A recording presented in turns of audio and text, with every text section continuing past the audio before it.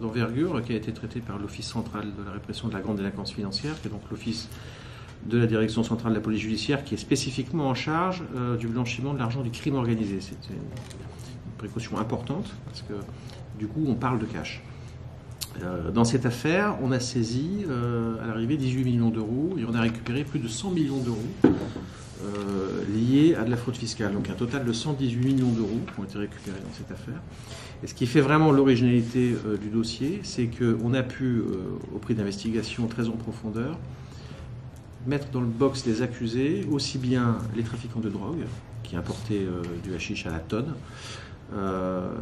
le blanchisseur, le courtier en blanchiment, celui qui s'occupait de récupérer l'argent et de l'exfiltrer à l'étranger,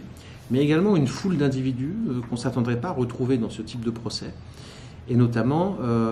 une quantité de fraudeurs fiscaux, et plus de 100, qui en fait bénéficiaient des services du même blanchisseur pour satisfaire un besoin exactement inverse à celui des trafiquants. C'est-à-dire que les trafiquants voulaient exfiltrer leur argent de manière à le faire repartir au Maroc ou ailleurs, puisqu'il s'agissait de cannabis, alors que les fraudeurs fiscaux, eux, avaient déjà mis de l'argent à l'étranger, l'avaient caché sur des comptes bancaires de manière à ne pas payer l'impôt, et souhaitaient récupérer des fonds sans se faire repérer, donc en ne transitant pas par le système bancaire. Et donc l'argent qui leur aurait été remis, c'était l'argent de la drogue. Et c'est comme ça que la fraude fiscale se retrouve intimement liée au trafic de drogue international, ce qui n'est pas nécessairement quelque chose à quoi on pense lorsqu'on évoque ces deux infractions-là. C'est ce qui fait de la fraude fiscale une infraction particulièrement venimeuse, parce que non seulement elle porte atteinte à l'État et au fonctionnement de l'État, mais en plus elle offre un débouché au trafic de drogue. Et il faut que les gens qui